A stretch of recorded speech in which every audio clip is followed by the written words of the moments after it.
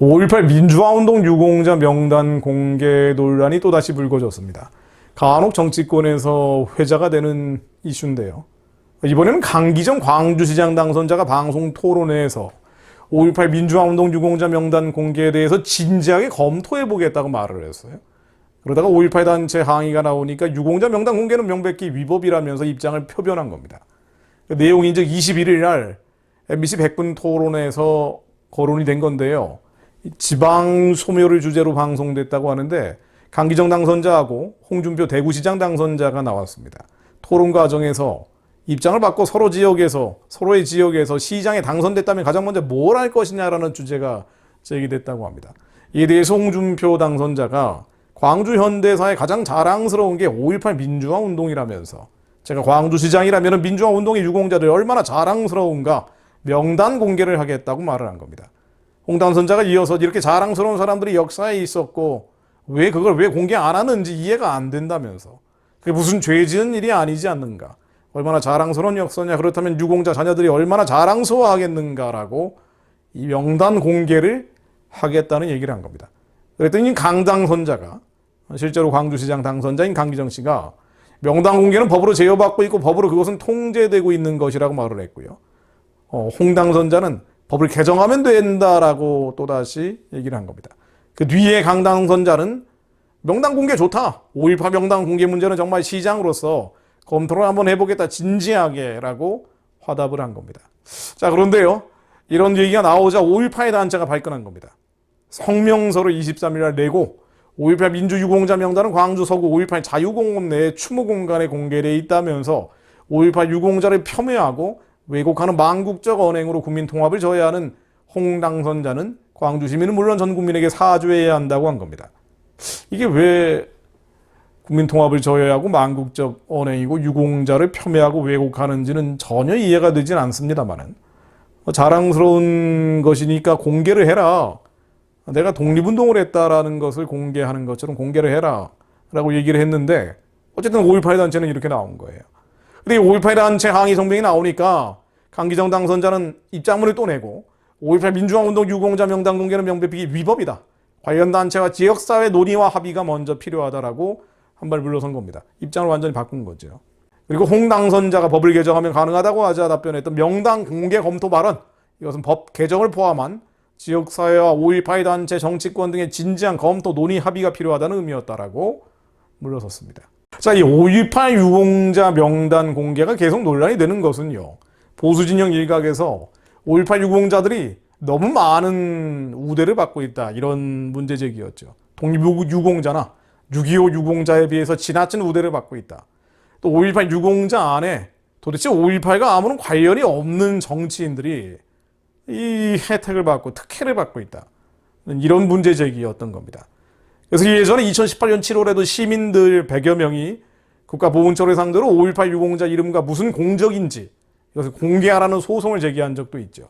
그런데 법원은 5.18 명단은 공개 대상이 아니라고 판결을 했고요. 대법원이 2020년 9월 이 판결을 확정을 했습니다. 그래서 공개가 되지 않고 있는 겁니다. 자, 그래서 5.18 유공자들이 어떤 혜택을 받는지, 그렇게 어마어마한 혜택을 받는 것인지, 또 도대체 누가 들어가 있는지, 이건 계속 논란이 되었던 거예요. 누가 들어가 있는지는 아예 가려져 있고요. 뭐 자유공원에 일부 사람들 이름이 있다고는 합니다만 실제로 더 많은 사람들이 혜택을 받고 있기 때문에 어떤 정치인들이 5.18 유공자로 혜택을 받고 있는지 미스테리죠. 또 수혜 대상이 뭔지, 어떤 혜택을 받고 있는지, 정말 6.25 유공자들이나 독립유공자들에 비해서 훨씬 더 많은 혜택을 받고 있는지 이제 이런 논란이 된 겁니다. 자, 이러다 보니 2019년 2월 27일 중앙일보가 국가보훈처의 2018 보훈수의 일람표라는 걸 입수해서 분석 보도를 한 적이 있습니다. 자, 이 기사 내용을 제가 한번 읽어드리겠습니다. 어떤 수혜를 받고 있는지. 보훈처 자료를 보면, 이 중앙일보에 보도된 내용이죠.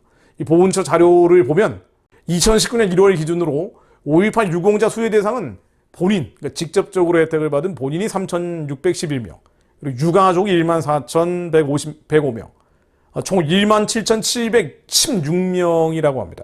어쨌든 1인당 평균 4,300만 원 정도를 혜택받았다고 하는군요. 사망자는 1인당 1억 1,000만 원, 사망 후 행방불명은 1억 3,900만 원, 행방불명은 1억 3천만 원이 일시불로 지급됐다고 합니다.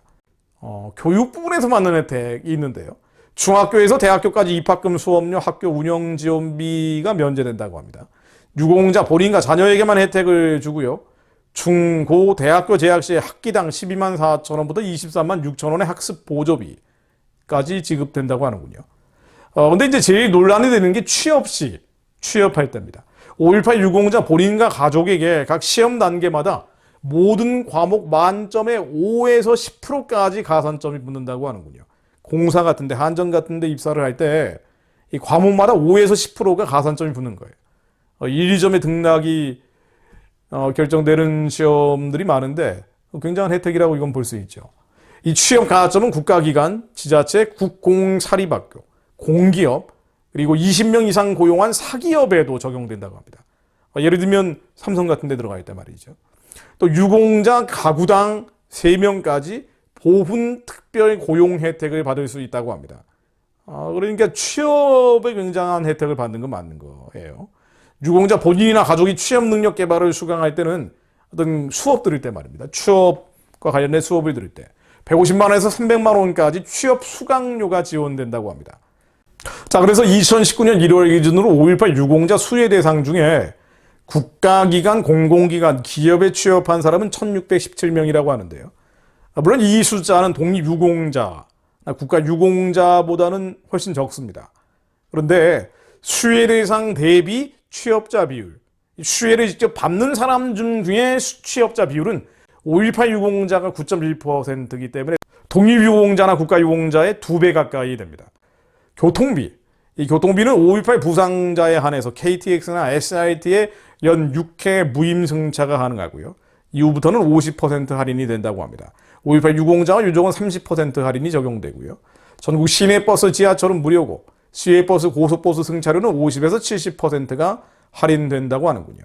내양 여객선은 무료, 국제여객선은 객실요금이 20% 감면, 5.18 부상자는 국내선 항공기가 50%가 할인되고 그 외에 저가 항공은 10에서 50%가 할인된다고 합니다. 공항 이용료와 주차장 사용료도 50% 할인받고요. 출입국 심사할 때, 출입국을 할 때 우대 서비스를 받는다고 합니다. 그 외에 5.18 유공자 본인과 가족 한 명에 한해서 고궁, 국공립공원, 박물관, 미술관 등의 무료 입장이 가능하고요. 국공립공연장과 공공체육시설이 50% 할인된다고 합니다. 이거 정말 혜택이 많군요. 네, 많습니다. 5.18 유공자 중에 부상자에 한해서는 독립유공자, 국가유공자에게 없는 혜택이 추가되는 항목이 있습니다. 이게 세금 감면입니다. 부상자들은 지방세, 취득세, 자동차세가 면제가 되고요. 개별 소비세가 면제되고 연말정산 추가공제, 상속세, 자영사업자 세금 등을 감면받습니다. 공항 이용료, 주차장 사용료도 감면되고요. 이게 다 부상자들에게만 제공되는 혜택입니다. 중앙일보 기사를 보면은 정부 관계자의 말이 인용되어 있는데 정부 관계자는 부상자에게만 주어지는 혜택이 유공자 전체에게 주어지는 것처럼 알려진 경우가 있다면서 해명을 했고요. 중앙일보는 이 혜택이 5.18 유공자뿐 아니라 독립유공자, 국가유공자에게도 대부분 부여되는 내용이라면서 5.18 유공자가 타 유공자들에 비해서 특혜를 받고 있다고 볼 수 없다고 쓰고 있습니다. 중앙일보니까 이렇게 쓴 것 같아요. 그런데 교육하고 특히 취업, 아까 제가 말씀드린 취업 분야의 혜택은 독립유공자나 국가유공자 수혜자들에게는 사실 실효성이 없지요. 독립유공자나 국가유공자의 손자녀들은 연령대가 보통 장년, 노년입니다. 교육이나 취업 분야의 혜택을 받을 일이 거의 없죠. 그래서 교육이나 취업 분야 혜택은 5.18 유공자들이 굉장히 많이 받는 혜택이라고 봐야 됩니다. 자, 그래서 무엇이 국민 통합인지 정말 장기적인 차원에서 생각을 해볼 필요가 있고요. 무엇보다 공정과 정의라는 것은 성경적인 기준입니다. 그래서 우리는 공정하고 정의롭게 이 세상의 가치와 질서를 정돈하고 정비할 필요가 있습니다. 그래서 이게 과연 공정하고 정의로운 것인지 진지하게 생각을 해봐야죠. 에스겔 45장 10절 말씀으로 너희는 공정한 저울과 공정한 에바와 공정한 밭을 쓸지니 신명기 25장 15절로 오직 온전하고 공정한 저울줄을 두며 온전하고 공정한 되를 둘 것이라. 그리하면 내 하나님 여호와께서 내게 주시는 땅에서 내 날이 길리라. 하나님은 공정하고 정의롭게 행하라고 하셨습니다. 이 땅에서 억울한 사람들이 없게 하라고 하셨어요. 공정하게 해라. 특히나 이 공정과 정의는요, 판단하고 재판할 때 정확하게 적용해야 된다는 것을 의미합니다. 특히 가난한 자의 송사라고 편벽되이 두둔하지 말라고 명령하고 계십니다. 가난한 자의 송사. 가난한 자의 송사가 뭡니까? 그러니까 내가 약자다, 소수자다라고 주장하는 사람들을 공정하게, 정의롭게, 이 기준, 에바와 바시, 저울이 공정하고 정확하게 적용돼야 된다는 거예요. 출애굽기 23장 1절로 너는 거짓된 풍설을 퍼뜨리지 말며 악인과 연합하여 위증하는 증인이 되지 말며 다수를 따라 악을 행하지 말며 송사에 다수를 따라 부당한 증언을 하지 말며 가난한 자의 송사라고 편벽되이 두둔하지 말지니라. 가난한 자, 내가 가난한 자, 약자입니다, 소수자입니다 라고 주장하면서 나에게는 특혜를 주십시오라고 주장한다면 이것은 받아들여서는 안 된다는 겁니다.